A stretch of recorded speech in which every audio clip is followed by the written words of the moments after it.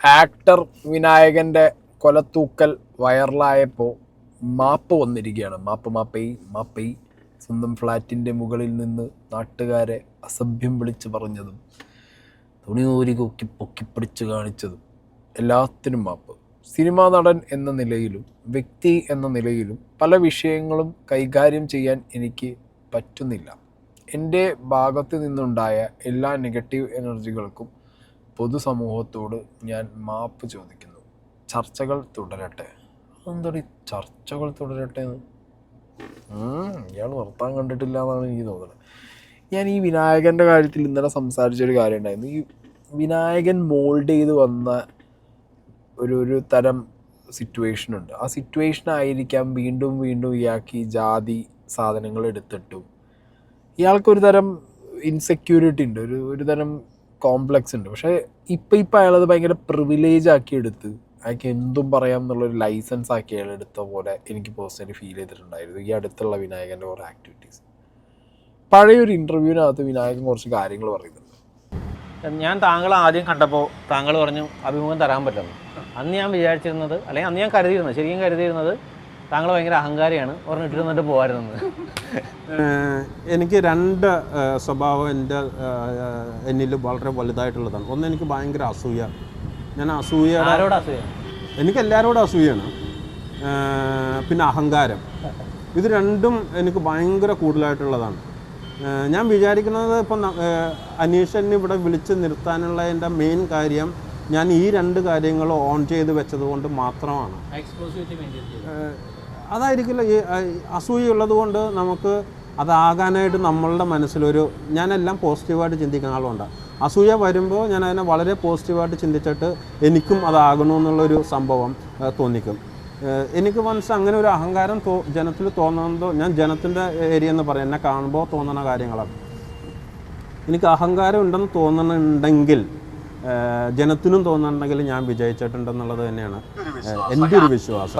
അസൂയ ആൻഡ് അഹങ്കാരം. ഇപ്പോൾ വിനായകൻ തന്നെ പറയുന്നുണ്ട് നല്ല അസൂയക്കാരനാണ്. ഓക്കെ, ഈ അസൂയ ശരിക്കും പോസിറ്റീവ് എനർജി വെച്ച് ഈ അസൂയ, നമുക്ക് വേറൊരാളുടെ അസൂയ തോന്നുന്നു, അയാളെപ്പോലെ ആവാൻ വേണ്ടി ശ്രമിക്കുന്നു, അല്ലെങ്കിൽ അയാളെപ്പോലെ ആവണം എന്ന് പറഞ്ഞാൽ നമ്മൾ വർക്ക് ചെയ്യുന്നു. നമ്മൾ അയാളിലേക്കും ഒരു ഹെയ്റ്റ് കൊടുക്കുന്നില്ല.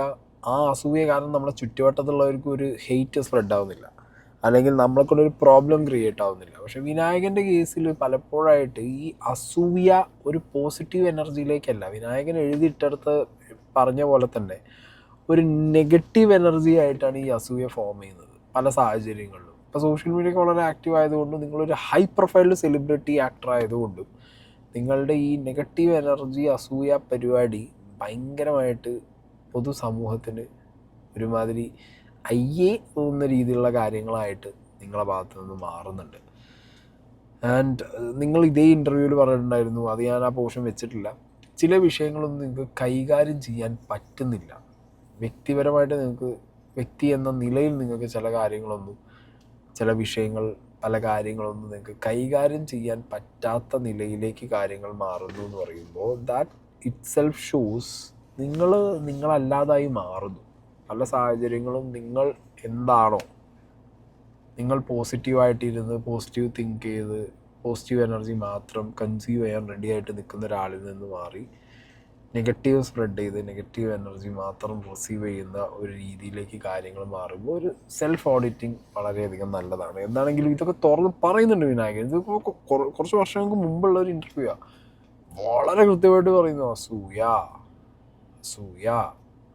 എടുത്തെടുത്ത് അങ്ങനെ ആ സംഗതി പറഞ്ഞു വെക്കുന്നുണ്ടല്ലോ. എന്താണെങ്കിലും താങ്കൾ എന്തുകൊണ്ട് ഇത്ര റെബല്യസ് ആവുന്നു? അത് ആരോടുള്ളൊരു റെബല്യനാണ്? ചിലപ്പോൾ വളർന്നു വന്ന രീതിയുടെയും അതൊക്കെ ആയിരിക്കാം.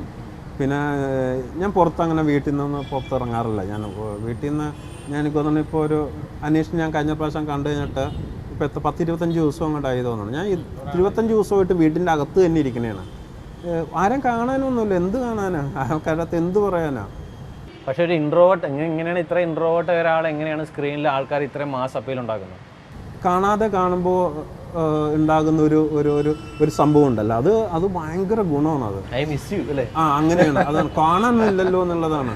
ഇപ്പോൾ ഞാൻ നെറ്റിലൊക്കെ അല്ലെങ്കിൽ സോഷ്യൽ മീഡിയയിലൊക്കെ നോക്കുമ്പോൾ ഞാൻ പക്ഷേ ആൾക്കാരായിട്ട് കമ്മ്യൂണിക്കേറ്റ് ചെയ്യണ്ട കേട്ടോ. സോഷ്യൽ മീഡിയയിലൊക്കെ സജീവമാണോ? സോഷ്യൽ മീഡിയയിൽ എവറിഡേ പ്രോസസ്സ് അല്ല, പക്ഷേ എൻ്റെ പുതിയ കാര്യങ്ങൾ വരുമ്പോൾ ഞാൻ അത് കച്ചവടത്തിൻ്റെ ഭാഗമായിട്ട് ഞാൻ പോസ്റ്റ് ചെയ്യാറുണ്ട് പല കാര്യങ്ങളും. ഓക്കെ, അപ്പോൾ ആള് എപ്പോഴും ഒരു എക്സ്ക്ലൂസിവിറ്റി മെയിൻറ്റെയിൻ ചെയ്യാൻ താല്പര്യപ്പെടുന്ന ഒരാളാണ്. ഒരു ഇൻട്രോവേർട്ടാണ്, പക്ക ഇൻട്രോവേർട്ടാണ്. ആരുമായിട്ട് അങ്ങനെ കണക്ഷന് താല്പര്യമില്ല. വീട്ടിൽ തന്നെയാണ് കംപ്ലീറ്റ് ഫുൾ ടൈം. ഇത് പണ്ടും അങ്ങനെ ഇപ്പോഴും അങ്ങനെ തന്നെയാണെന്നുള്ളതാണ് എൻ്റെ ഒരു വിശ്വാസം. കാരണം വിനായകൻ അടുത്തറിയുന്ന ചിലരൊക്കെ എന്നോട് പറഞ്ഞത് അയാളങ്ങനെ ഇറങ്ങുന്നില്ല, അയാളെ ഫ്ലാറ്റിൽ കയറിയ ഫ്ലാറ്റിനകത്ത് പിന്നെ അങ്ങനെ പുറത്ത് കാണുന്നില്ല, എത്രയോ ദിവസങ്ങളോളം അയാൾ ഫ്ലാറ്റിൽ ലോക്ക് ചെയ്തോടെ ഇരിക്കാറുണ്ട് എന്നൊക്കെ. എത്രത്തോളം ശരിയാണെന്ന് നമുക്കറിയില്ല. ഇപ്പോൾ വിനായകൻ ഇൻ്റർവ്യൂവിൽ പറഞ്ഞത് വെച്ചിട്ടും അവർ പറയുന്നത് വെച്ചിട്ടും കൂടി എന്നോട് ഇക്വേറ്റ് ചെയ്ത് നോക്കുമ്പോൾ കാര്യങ്ങൾ ഓൾമോസ്റ്റ് സെയിം ആയിട്ട് വരുന്നു എന്നാണ് എൻ്റെ ഫീല്. അപ്പോൾ ഇങ്ങനെ എക്സ്ക്ലൂസിവിറ്റി മെയിൻറ്റെയിൻ ചെയ്യുക എന്നുള്ളത് ചിലർ ഇതിന് മുങ്ങിപ്പോകൂടി. ഞാൻ പറഞ്ഞില്ല, ഞാനിപ്പോൾ ഈ പറഞ്ഞ പോലെ അത്യാവശ്യം വീഡിയോസും കാര്യങ്ങളൊക്കെ ചെയ്യാൻ തുടങ്ങി. ഈ ബിഗ് ബോസും പരിപാടികളും പിന്നെ എയർപോക്കൊക്കെ കഴിഞ്ഞതിന് ശേഷം നമ്മൾ അത്യാവശ്യം ആളുകൾക്ക് അറിയുന്ന രീതിയിൽ മാറിയിട്ടുണ്ടല്ലോ. അപ്പോൾ നമ്മളെപ്പോലെ തന്നെ അത്യാവശ്യം അറിയുന്ന രീതിയിൽ മാറിയ ചില ആളുകളൊക്കെ എനിക്ക് അറിയുന്ന വെരി ക്ലോസ് ആയിട്ടുള്ള കുറേ സോഷ്യൽ മീഡിയ ഫ്രണ്ട്സ് കുറേ പേരൊക്കെ എക്സ്ക്ലൂസിവിറ്റി മെയിൻറ്റെയിൻ ചെയ്യാൻ വേണ്ടിയിട്ട് എവിടെയും പോകില്ല. ആരെ മണ്ടത്തരാണത്. അവരാരുമായിട്ട് ഫ്രണ്ട്ഷിപ്പ് വെക്കില്ല. എക്സ്ക്ലൂസിവിറ്റി മെയിൻറ്റെയിൻ ചെയ്യാൻ വേണ്ടിയിട്ട് വീട്ടിനകത്ത് തന്നെ ഇരിക്കും. ഒരു ഫംഗ്ഷന് വിളിച്ചാൽ പോവില്ല, ഒന്നും ചെയ്യില്ല, ഒരു ആക്ടിവിറ്റി അവർ ചെയ്യില്ല. എൻഡ് ഓഫ് ദ ഡേ ചോദിച്ചു കഴിഞ്ഞാൽ പറയും നമ്മളെപ്പോഴും അവൈലബിൾ ആവരുത്, നമ്മളെപ്പോഴും എക്സ്ക്ലൂസീവായിട്ടിരിക്കണം. തേങ്ങ കൊലയാണ്. ഞാൻ എത്ര പേരെ ചീത്ത പറഞ്ഞു വിടാറുണ്ട് അറിയോ? എന്തൊന്നോ അലക്കായി സംസാരിച്ചുകൊണ്ടിരിക്കുക. നമ്മളെ ചുറ്റുപാട് ഇറങ്ങി കണ്ട് ആസ്വദിച്ച്, ഓക്കെ ആരോടും ഇടപെടാൻ താല്പര്യമില്ല, ഇടപഴകാൻ താല്പര്യമില്ല എന്നല്ല, വേണ്ട വിട്. എന്നാലും നമ്മളെ ചുറ്റുപാടിലൊന്ന് ഇറങ്ങി 4 ആളെ കണ്ട് അവരെന്ത് ചെയ്യുന്നതെന്ന് നോക്കി നമ്മൾ ഫുഡൊക്കെ അടിച്ച് നമ്മൾ സൊസൈറ്റിയിൽ എന്തൊക്കെ നടക്കുന്നു. ശരിയാണ്, സോഷ്യൽ മീഡിയയിൽ എല്ലാം കിട്ടും, ഇല്ലയെന്ന് ഞാൻ പറയുന്നില്ല. പക്ഷെ അതൊക്കെ റിയലാണ് എന്ന് നമുക്ക് പറയാൻ പറ്റൂ. നമ്മൾ തൊട്ടറിയണം, കണ്ടറിയണം, നമ്മൾ ആസ്വദിക്കണം, നമ്മളത് ഫീൽ ചെയ്യണം. അങ്ങനെയല്ലേ നമ്മൾ സൊസൈറ്റിയിൽ അതാണ് നമുക്ക് ഏറ്റവും പോസിറ്റീവ് എന്ന് പറയുന്നത്. അല്ലാതെ ഞാൻ സെലിബ്രിറ്റിയാണ്, ഞാൻ എക്സ്ക്ലൂസീവായിട്ടിരിക്കണം, ഞാൻ ആർക്കും അവൈലബിൾ ആവരുത്, എക്സ്ക്ലൂസിവിറ്റി മെയിൻറ്റെയിൻ ചെയ്യണം, അടുത്തുള്ള ആളുകൾ വിളിച്ചാൽ പോലും ഫങ്ഷൻസിന് പോകരുത്, അടുത്ത ഫ്രണ്ട്സ് എന്തെങ്കിലും ട്രിപ്പ് വിളിച്ചാൽ പോകരുത്. മനസ്സിലായ? അങ്ങനത്തെയൊക്കെ എക്സ്ക്ലൂസിവിറ്റി മെയിൻറ്റെയിൻ ചെയ്യാൻ വേണ്ടിയിട്ട് ചില ആളുകൾ ഒട്ടും, എൻ്റെ മുന്നേ ചിലരുണ്ടടി ഒട്ടും ലോക്കൽ ക്രൗഡിലേക്ക് ഇറങ്ങുകയില്ല, റൂമിനകത്തിരിക്കും. എവിടെയെങ്കിലും ഒരു ഇവൻറ്റോ ഫംഗ്ഷനൊക്കെ പോകുന്ന സമയത്തൊക്കെ ഞാൻ കണ്ടിട്ടുള്ളത്, ഞാനൊക്കെ ഇറങ്ങി ചന്നം പിന്നെ ഇറങ്ങി കേരള കണ്ടവിടുന്നൊക്കെ പോയി തിരിച്ചു വരിക. ഞാൻ വരുമ്പോൾ ഉണ്ടാവും റൂമിൽ ഇങ്ങനെ ഇരിക്കുന്നുണ്ടാവും. എന്തിനാ എവിടെ ഇരിക്കണമെന്ന് ചോദിച്ചാൽ നമ്മളിങ്ങനെ ലോക്കൽ ക്രൗഡിൻ്റെ ഇടയിൽ ഇറങ്ങാൻ പാടില്ല, നമ്മളെപ്പോഴും അപ്പോൾ അവർ നമ്മളെപ്പോഴും കാണാതെ നാളെ സ്റ്റേജിൽ മാത്രം അല്ലെങ്കിൽ ആ പ്രോഗ്രാമിന് മാത്രം നമ്മളെ കാണുമ്പോൾ ഭയങ്കര വാവ് അടിക്കും. എന്ത് വാവ്? സ്വന്തം ഇഷ്ടങ്ങളും സ്വന്തം താല്പര്യങ്ങളും സ്വന്തം ഡ്രീമും സ്വന്തം ലൈഫിൽ എക്സ്പീരിയൻസ് ഇല്ലാത്തൊരവസ്ഥയോ അല്ലെങ്കിൽ ലൈഫിൽ കണക്ഷൻ ഇല്ലാത്തൊരവസ്ഥയോ. ഇയാൾ അങ്ങനെയൊക്കെ ആയിപ്പോയതോ തോന്നുന്നു എനിക്ക്. ഇതൊക്കെ ഇങ്ങനെ തലയിൽ വെച്ച് 100,000 കാര്യങ്ങൾ തലയ്ക്കകത്തുണ്ടല്ലോ. അങ്ങനെ ഓരോന്നോരോന്ന് പൈലപ്പായിട്ട് ആൾക്ക് പ്രത്യേകിച്ചിട്ട് ഇപ്പോൾ എന്തില്ല അറിയോ, സ്വന്തമായിട്ട് കൺട്രോൾ ചെയ്യാൻ പറ്റാത്തൊരവസ്ഥയിലേക്ക് പോകുന്ന പോലെ എനിക്ക് പേഴ്സണലി ഇയാളെ കാര്യത്തിൽ ഫീൽ ആവുന്നുണ്ട്. എന്താണെങ്കിലും വിനായകൻ്റെ മാപ്പ് ഒരു വഴിക്ക് എന്തായാലും വന്നിട്ടുണ്ട്. ഇത് കാര്യമില്ല, ഇന്നോ ഇപ്പം ഈ വീഡിയോ ചെയ്യുമ്പോഴത്തേക്ക് ഈ പോസ്റ്റ് നോക്കി കാണും. നാളെ അടുത്ത മാപ്പ് കിട്ടാൻ വേണ്ടിയിട്ട് അല്ലെങ്കിൽ മാപ്പ് ചോദിക്കാൻ പറ്റുന്ന രീതിയിലുള്ളൊരു പരിപാടി ഒപ്പിച്ചിട്ട് ആശാൻ അടുത്തത് വരും.